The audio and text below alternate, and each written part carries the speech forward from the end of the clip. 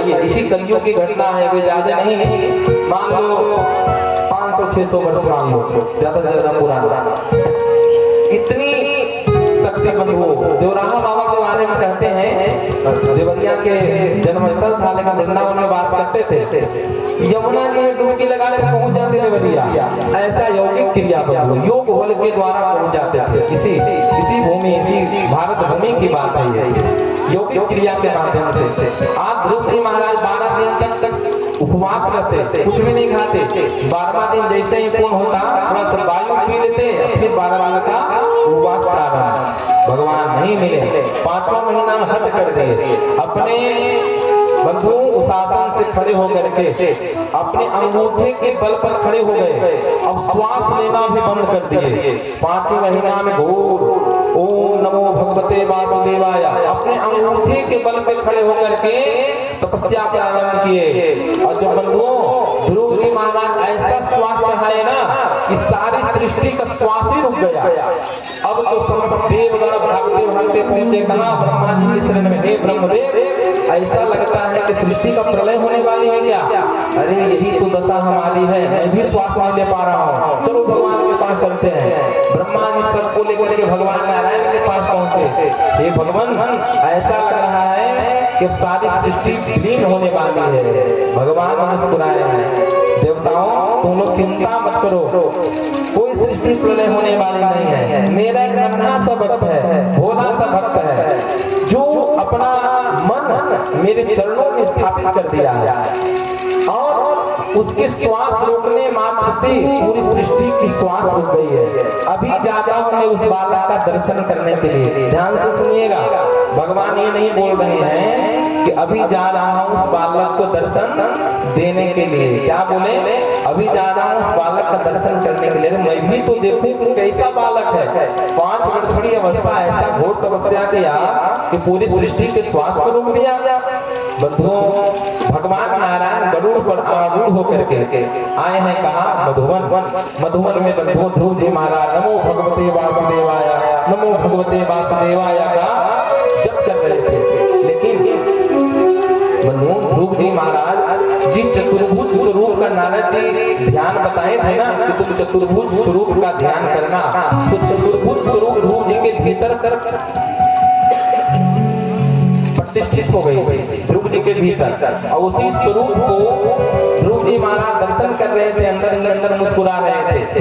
लेकिन जब भगवान नारायण सामने प्रकट हो गए तो नारायण भगवान सोच रहे हैं, देखो तो सही कि भोले बाबा हमें बुला तो लिए लेकिन आंख क्यों नहीं खोल रहे हैं? भगवान सोचे कि अच्छा, हमारा चतुर्भुज रूप जो इसके भीतर है ना, इसी रूप के कारण ये आंख नहीं खोल रहा। अंदर की झांकी भगवान जैसे ही अंदर ध्यान किए तो ध्रुव जी की आंखें खुल गई। और जैसे बंधु आंखें खुली ना, तो जो झांकी अंदर बैठी हुई थी वही झांकी सामने चतुर्भुज संघ चक्रम सकरीत कुंडलम सपीत वस्त्रम सरसीरुहिक्षणम सहाल भक्षस्थलकोस्तुवस्त्रियम नमामि विष्णु शिरसा चतुर्भुजम। चतुर्भुज स्वरूप में भगवान नारायण सामने उपस्थित हैं। ध्रुव जी महाराज भगवान को देख रहे हैं, भगवान ध्रुव जी को देख रहे हैं, एक दूसरे को दोनों देख रहे हैं, लेकिन बोल कोई कुछ नहीं रहा। ध्रुव जी महाराज इसलिए नहीं बोल रहे हैं कि ध्रुव जी महाराज बंधु सत्संग में सुने थे अपने माँ से कि जब भगवान जब सामने उपस्थित हो जाए, प्रकट हो जाए, तो भगवान का पूजन करना चाहिए, स्तुति करना चाहिए। और यहाँ हमारे पास कोई सामग्री तो है नहीं कि जो भगवान का मैं पूजन करूँ, कोई मंत्र या स्तुति हमें आता नहीं जो भगवान का मैं स्तुति सुनाऊं। अब भगवान इसलिए मुस्कुरा रहे थे कि देखो तो सही कितना भोला है, मुझे बुला लिया है लेकिन बोलता क्यों नहीं? बंधुओं, ध्रुव जी के भाव को भगवान समझ गए और अपना शंख को ध्रुव जी के कपोल से स्पर्श कराया। जैसे शंख का स्पर्श हुआ, स्पर्श बालम कृपया कपोले, जैसे शंख को गाल से स्पर्श कराए कि ध्रुव जी महाराज के भीतर समस्त वेद वेदांत उपनिषद ब्राह्मण आरण्यक सब प्रकट हो गया, सब प्रकट हो गया। इसीलिए कहते हैं मूकम करोति वाचालम पंगुम लंघयते गिरिम यत्कृपातमहं वन्दे परमानंद माधवम।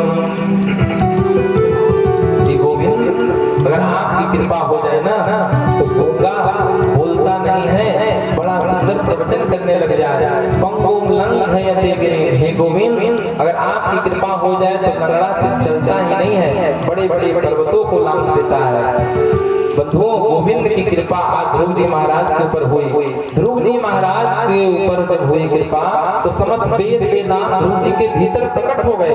अब ध्रुव जी महाराज इतना सुंदर स्तुति करते हैं बंधुओं, भी स्तुति आप यहाँ से श्रवण करें। क्या कहते हैं ध्रुव जी महाराज? प्रवेश्य मम वाचमिमां प्रसूता संजीवयत्यखिल सातिधर स्वधाम्ना अन्यस्तहस्तचरण श्रवणा त्वगादिनी प्राणान् नमो भगवते पुरुषाय तुभ्यं। ध्रुव जी महाराज कहते हैं कि हे भगवान, हे प्रभु, मेरे अंतःकरण में प्रवेश करके योऽन्तः प्रविश्य मम वाचमिमां प्रसूप्ताम्। हे गोविंद, मेरे अंतःकरण में मेरी वाणी सोई हुई थी, लेकिन मेरी अंतःकरण में प्रवेश करके आपने गोविंद हमारी सोई हुई वाणी को जगा दिया। हे प्रभु, अगर आप कृपा ना करें तो हम आँख होते हुए भी आपको देख नहीं सकते। हे गोविंद, अगर आप कृपा न करें तो हम हाथ होते हुए भी स्पर्श सुख का अनुभव नहीं कर सकते हैं। हे प्रभु, आप अगर कृपा न करें तो कान होते हुए भी हम कुछ सुन न सकते हैं। हे भगवान, सूर्य में प्रकाश आपकी कृपा से है, चंद्रमा में शीतलता आपकी कृपा से है। हे भगवान, फूल में खुशबू आपकी कृपा से है, दूध में घृत बंधुओं दिखाई नहीं देता, लेकिन उसमें क्या घृत रहता है कि नहीं रहता है? उसमें घी रहता है। उसी प्रकार से हे गोविंद, दुनिया के जितने पदार्थ हैं उस सबके अधिष्ठात्री देवता तो आप हो। हे प्रभु, आपके चरणों में हम प्रणाम करते हैं। बंधुओं, ध्रुव जी महाराज सुंदर स्तुति कर रहे हैं, भगवान को प्रणाम कर रहे हैं। भगवान कहते हैं कि हे बेटा ध्रुव, ये बताओ तुम हमारी तपस्या किस उद्देश्य से किए थे? हे भगवान, मुझे अब कुछ नहीं चाहिए। आपके रूप लावण्य माधुरी को देखने के बाद अब संसार में कुछ हमें पाने की इच्छा हमारे मन में नहीं रही प्रभु। अब हमें संसार की कोई भी वस्तु नहीं चाहिए। लेकिन बंधुओं, शास्त्र कहता है कि भगवान हृदय की बात सुनते हैं। मुख से आप क्या कहते हैं क्या नहीं कहते उसे भगवान को कोई मतलब नहीं है। इसलिए भगवान बोले, निर्मल मनजन सो मोही बाबा और मोही कपट छल छिद्र न भावा। भगवान को बंधु आप क्या सुनाते हो इसका प्रभाव उससे मतलब नहीं है। आपका हृदय कैसा है, आपके मन में क्या चल रहा है, आपके हृदय में क्या चल रहा है। भगवान वही वस्तु आपको देंगे जो आपके हृदय में चलेगा, जो आप हृदय में सोचोगे। भले आप भगवान के सामने कुछ भी वस्तु मांगो, लेकिन देने वाले नहीं है, भगवान वही देंगे जो आपके भीतर चलेगा। ध्रुव जी महाराज तपस्या करने गए थे, किस लिए गए थे? इसलिए गए थे कि माँ कहती है कि अगर इस राज सिंहासन में बैठना है तो तुम्हें हमारे गर्भ से जन्म लेना होगा। ध्रुव जी महाराज क्या सोचे थे कि मैं इसी जन्म के राज सिंहासन में बैठ के दिखाऊंगा। आज बंधुओं को भगवान बड़े प्रसन्न हैं। ध्रुव जी को कहते हैं, बेटा तुम्हें भक्ति मिल गई, तुम्हें सत्संग मिल गया, बेटा जाओ, मेरा वरदान है, 1 वर्ष नहीं 36,000 वर्षों तक तुम प्रजा का पालन करोगे। अंत में मैं तुम्हें वह लोक दूंगा जिस लोक का नाम होगा ध्रुव लोक। ध्रुव जी महाराज को वरदान देकर भगवान ध्यान हो गए। ध्रुव जी महाराज मन में संकोच कर रहे हैं, सोच रहे हैं देखो तो सही, देखो तो सही, अगर आज मेरे मन में अगर संसार की कोई साधारण वस्तु प्राप्त करने की अगर इच्छा नहीं होती तो काश मुझे भगवान अपने साथ लेकर के चले जाते, मैं भगवान के पास पहुंच जाता। लेकिन एक कामना मेरे भीतर जगी हुई थी, इसके फलस्वरूप यह हुआ कि आज भगवान से मैं दूर हो गया। ध्रुव जी अपने भीतर गलानी कर रहे हैं बंधु, लेकिन जहाँ पर कृपा राम की होई, तां पर कृपा करहि सब कोई। जब बंधु भगवान की कृपा जिस जीव पर होती है ना, संसार के लोग उस जीव के पीछे पीछे चलते हैं, पीछे पीछे चलते हैं। इसीलिए कहा गया है कि संसार में हमारे गुरुदेव कहते हैं कि जो लोग कहते हैं ना कि गांव के हम समस्त प्राणियों को खुश कर देंगे, उससे बड़ा मूर्ख दुनिया में कोई नहीं है। एक व्यक्ति था, उसके मन में एक लालसा थी भीतर कि भविष्य में मैं विधायक बनूंगा।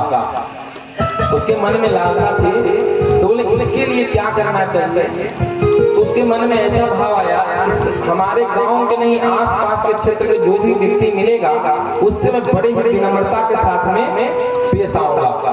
कोई भी बोलेगा उससे बहुत ही नम्र के साथ में बात करूंगा। बड़े ही सीधे साधे बात करने लगा। कोई भी कुछ पूछता, जी भैया नमस्कार, राधे राधे। अब धीरे धीरे उसका प्रचार प्रसार बढ़ने लगा। लोग कहने लगे देखो तो सही, बड़ा आनंद है ये, कितना सरल व्यक्ति है, लेकिन उसी में से दो चार कह लगे बनावटी है ये, झूठ मूठ के ऐसे ही व्यवहार दिखाता है।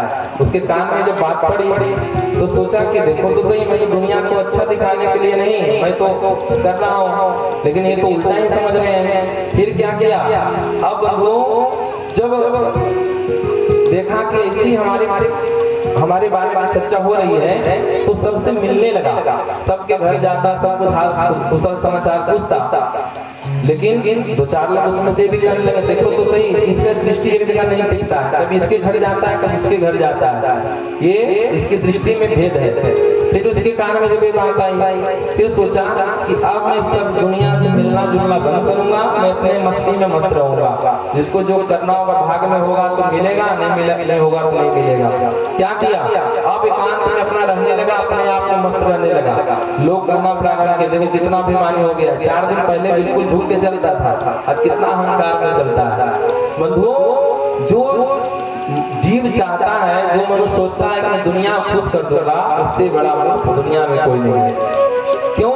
इसीलिए कि दुनिया को हम खुश नहीं कर सकते, हम अच्छा कर्म कर सकते हैं। आप सुने होंगे रामचरितमानस की चौपाई कि हानि लाभ जीवन मरण जस अब जस विधि पापा। बंधुओं, संसार में व्यापार करना आपका धर्म है, कर्तव्य है, लेकिन उससे हानि होगा लाभ होगा आपके हाथ में नहीं है। हानि लाभ जीवन मरण, मनुष्य को जन्म ब्रह्मा जी देते तो हैं, लेकिन मरना जीना मनुष्य के हाथ में नहीं है। और जस अब जस विधि, आप अच्छा कर्म करिए, आपको यश मिलेगा या अपयश मिलेगा आपके हाथ में नहीं है। कभी कभी अच्छा कर्म करने वाले को भी लोग पाखंडी कहते हैं। क्यों? क्योंकि आपके हाथ में नहीं है, हो सकता है आपके भीतर कुछ और खोट हो। तो कारण क्या है, इस पर ध्यान नहीं देना चाहिए, अपने कर्मों को करते रहना चाहिए। आज ध्रुव जी महाराज बंधुओं जा रहे हैं महल की ओर, लेकिन जैसे ही नारद जी के माध्यम से उत्तानपाद महाराज को जब पता चली तो बंधुओं उत्तानपाद महाराज हाथी घोड़े रथ सजा करके, जो उत्तानपाद महाराज जो सुरुचि मैया अपने जो सुरुचि मैया गोद में बैठने के लिए भी नहीं दी थी, आज वही सुरुचि मैया ध्रुव जी की अगवानी करने के लिए आ रही है। उत्तानपाद महाराज हाथी घोड़े रथ सजा करके आ रहे हैं। जैसे ध्रुव जी के सामीप्य में आए, ध्रुव जी सर्वप्रथम पिताजी को प्रणाम किए, पिताजी आपके चरणों में मैं प्रणाम करता हूँ। उत्तानपाद महाराज कहते हैं बेटा, मैं तो तुम्हें गोद में भी नहीं बिठा पाया, हमें तो क्षमा करो। लेकिन नहीं पिताजी, अगर आप गोद में बिठा लेते तो आज क्या पूर्ण ब्रह्म परमात्मा का दर्शन होता। जाकर के सुरुचि मैया को प्रणाम किए, माँ आपके उसी दुर्वचनों के कारण ही मुझे भगवान मिले हैं। माँ कहती है बेटा, मैं तो तुम्हें कितना बुरा भला कही थी, लेकिन तुम हमें कितने आनंद दे रहे हो। ध्रुव जी महाराज तो यही होता है, जीवन में जब आपका संस्कार आ जाएगा ना तो आप किसी में कमियां नहीं ढूंढोगे। अपने माँ को जाकर प्रणाम करते हैं, माँ आपके सुंदर उपदेश के कारण आज मुझे भगवान का दर्शन हो गया। शुक्राचार्य सुखदेव जी महाराज कहते हैं बंधुओं, उत्तानपाद महाराज अपने पुत्र ध्रुव को राजगद्दी पे बिठा करके भगवान का भजन करने के लिए वन में चले गए। धीरे धीरे समय आगे बढ़ा, ध्रुव जी महाराज की अवस्था बड़े हो गए। इसलिए ध्रुव जी महाराज का 2 विवाह हुआ, एक भ्रमी के साथ में, एक ईला के साथ में। बंधुओं, ध्रुव जी महाराज आनंद निवास कर रहे हैं। लेकिन एक दिन ध्रुव जी का जो छोटा भाई था उत्तम वन में गया शिकार करने के लिए, लेकिन कुबेर जी की पुष्प वाटिका में जाकर के कुबेर जी के पुष्प वाटिका में जाकर उनके पुष्पों को उखाड़ उखाड़ कर फेंकने लगा। यक्ष लोग आए, मना किए, बेटा ये कहाँ का धर्म है कि कोई वृक्ष लगा हुआ है उसको तुम उखाड़ करके बिना कारण ही फेंक दो, ये वृक्ष ने तुम्हारा क्या बिगाड़ा है? समझाए, नहीं समझे। परिणाम क्या हुआ? युद्ध हुआ। युद्ध में कुबेर जी के यक्षों के हाथों उत्तम की मृत्यु हो गई। बंधुओं, सुरुचि मैया आ गई वन में ढूंढने के लिए। दावाग्नि में उसी वन में आग लग गया था और उसी वन में जल करके भस्म हो गई। ध्रुव जी महाराज अपने भाई को ढूंढने के लिए जब गए, जब पता चला ध्रुव जी महाराज को कि यक्षों के हाथों से हमारा भाई का मृत्यु हो गया है, बंधुओं क्या किए? समस्त अलकापुरी में जाकर के शंख बजाए ध्रुव जी महाराज और ललकार दिए, आओ हमसे युद्ध करो। और बंधुओं यक्षों के साथ घोर युद्ध हुआ ध्रुव जी महाराज का। अंत में मनु महाराज आए, समझाए, बेटा परमात्मा के प्रेमी भक्तों को ये शोभा नहीं देता कि बिना कारण ही तुम हजारों यक्षों के मारे हो। तुम्हारा भाई उड़न था, परिणाम स्वरूप उसकी मृत्यु हुई, लेकिन ये यक्ष बेचारे एक अपराधी भाई के कारण तुम हजारों यक्षों को जो वध कर रहे हो, कहाँ का धर्म है? समझाए, इसी के ईशानुवर्ती नाम परमात्मा के प्रेमी भक्तों की शोभा नहीं देता बेटा। ध्रुव जी महाराज समझ गए, क्षमा मांगे कि हे बाबा मुझे क्षमा करना, हमसे गलती हुआ है। ध्रुव जी महाराज बंधुओं अपने महल में आए। एक वर्ष में 36,000 वर्ष तक प्रजा का पालन किए और प्रजा का पालन करके बंधुओं अंत में वन में जाकर के भजन करने लगे। लेकिन जब 36,000 वर्ष पूर्ण हुआ तो भगवान वरदान दिए थे कि आपको ध्रुव लोक मिलेगा। आज बंधुओं एक विमान, सुंदर सा विमान आकाश मंडल से पृथ्वी पर आया। ध्रुव जी को कहने लगे, हे ध्रुव जी महाराज आपकी अवस्था यहाँ पूर्ण हो चुकी है, आप चलिए ध्रुव लोक, हम आपको ले जाने के लिए आए हैं। उसी समय मृत्यु देवता बंधुओं उपस्थित हो गए। बोले, बेटा ध्रुव कहाँ जा रहे हो? बोले, ध्रुव लोग जा रहे हैं महाराज। बोले कि हमें स्वीकार करना होगा, क्योंकि इस मृत्यु के स्वामी कौन है? मृत्यु देवता। यहाँ जो आया है उसे मरना पड़ेगा। भगवान नारायण के पार्षद बोले, ध्रुव जी इनको कहिए कि अपना सर थोड़ा नीचा करें। और जैसे मृत्यु देवता अपना सर नीचा किए ना कि मृत्यु के सिर पर पैर रख करके विमान में चढ़ गए। कहा गया है कि मृत्यु मूर्धनि परम दत्वा आरोहात् अद्भुतम्। मृत्यु के सिर पर पैर रखकर ध्रुव जी महाराज विमान में बैठ गए और बंधु विमान में बैठ करके भगवान के धाम को जाते हैं। शास्त्र कहता है जो भगवान का प्रेमी बन जाता है, भक्त बन जाता है, उसको बंधु मरना भी नहीं पड़ता है। भगवान जब कृपा करेंगे ना तो सशरीर आप स्वर्ग को प्रस्थान करेंगे, सशरीर आप वैकुंठ चले जाएंगे। कब होगा? जब भगवान की कृपा आप पर हो जाएगी तब। लेकिन ध्रुव जी महाराज जा ही रहे थे, उसी समय ध्रुव जी के मन में ग्लानि हुई क्या कि देखो तो सही, जिस माँ के कारण आज मुझे इतना सुंदर लोक जो मुझे प्राप्त हुआ, आज वही माँ को मैं छोड़कर पृथ्वी पर चला आया। ध्रुव जी के मुख को जब पार्षद देखे, बोले कि ध्रुव जी आप चिंतित कुछ दिख रहे हैं, क्या कारण है? बोले कि जिस माँ के कारण मुझे इतना सुंदर लोक प्राप्त हुआ, आज वे वही माँ मुझे छोड़ करके, आज मैं उसी माँ को छोड़ करके ध्रुव लोक जा रहा हूँ। ध्रुव जी को देखकर पार्षद कहते हैं कि महाराज आप क्या समझते हैं, जिस कुल में आपके जैसा बालक होता है ना महाराज, उस कुल के 3 पीढ़ियों का भगवान 21 पीढ़ियों का भगवान उद्धार करते हैं। कितने पीढ़ी का? 21 पीढ़ी का। 7 पीढ़ी अपना, जहाँ बालक का जन्म हुआ है वहाँ, 7 पीढ़ी अपना घर का, और 7 पीढ़ी मामा के घर का, जहाँ से माँ आई है वहाँ, और 7 पीढ़ी ससुराल के पक्ष का। एक आपके खानदान में अगर एक भक्त जन्म ले लिया ना वो तो 21 पीढ़ियों का उद्धार हो जाता है। ध्रुव जी महाराज आप क्या कर रहे हैं कि हमारी माँ पृथ्वी लोक में, आगे देखिए, अगर दृष्टि आगे घुमाएं तो क्या देखें कि ध्रुव जी महाराज की माँ भी एक विमान में बैठ करके सशरीर जा रहे हैं कहाँ? ध्रुव लोक। एक बार प्रेम सुनिए भगवत्सल भगवान की। ध्रुव सगलानी जग हरि नाम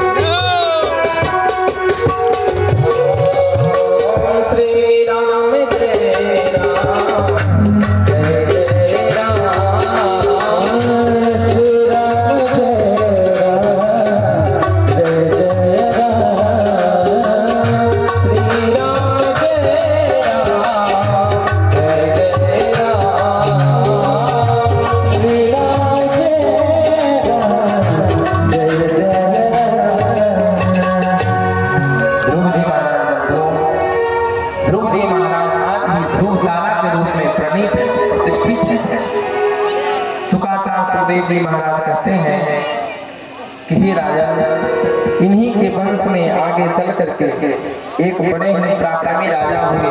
नाम क्या था? अंग महाराज। अंग महाराज तो बड़े ही यशस्वी राजा थे, लेकिन अंग महाराज का जो पुत्र हुआ बेन, बड़ा ही दुष्ट हुआ, बड़ा ही दुष्ट। जन्म से ही बंधु उसकी दुष्टता की सीमा न रही। छोटे छोटे बच्चों को कुएं में डाल देता था, बड़ा ही दुष्ट। जब बड़ा हुआ तो अपने पिताजी को राजगद्दी से हटा करके स्वयं राजा बन गया।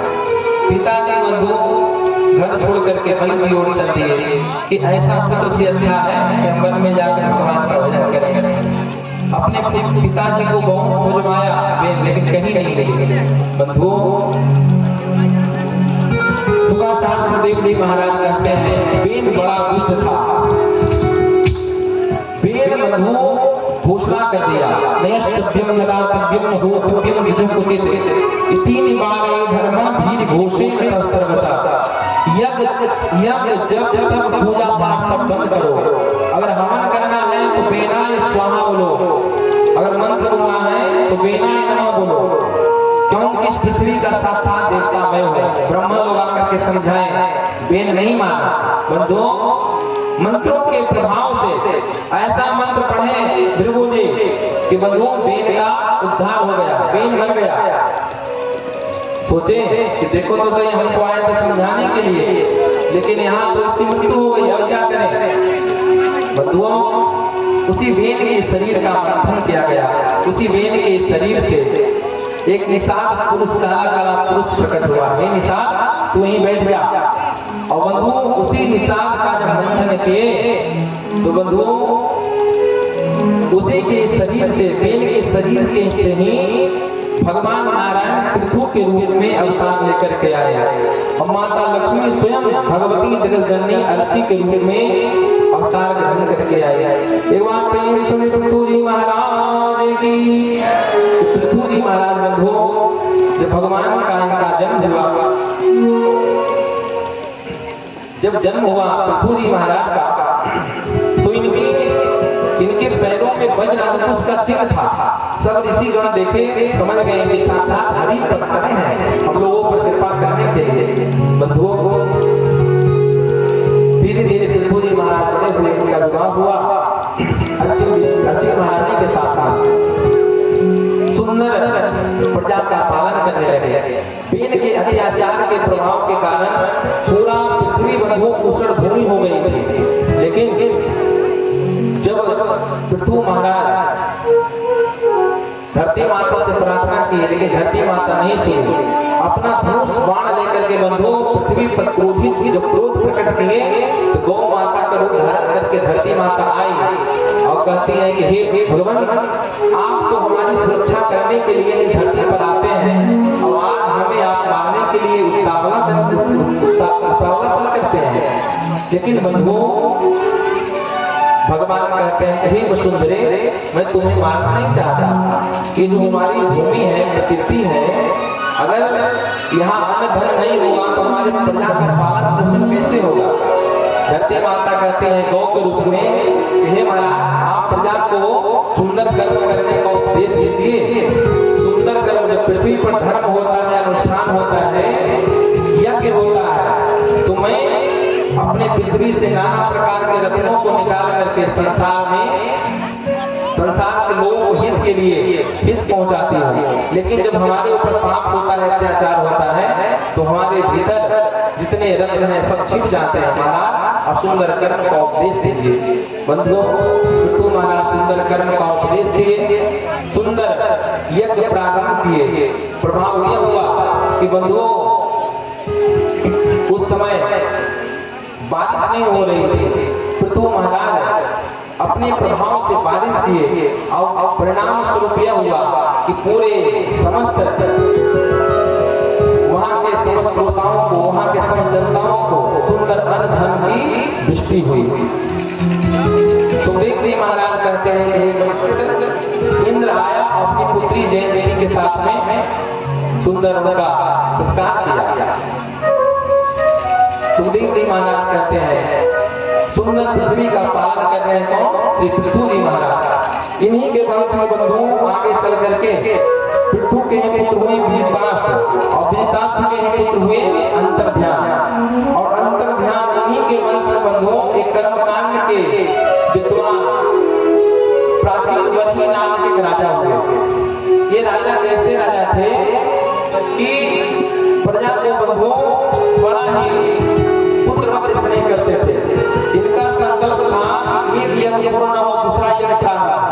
अपने जीवन में इतने यज्ञ किए कि पूरे पृथ्वी को भूसाओं से काट दिए, लेकिन परिणाम क्या हुआ कि यज्ञ में शुद्धि का ध्यान नहीं देते थे। कोई भी बंधु कार्य जब करते हैं हम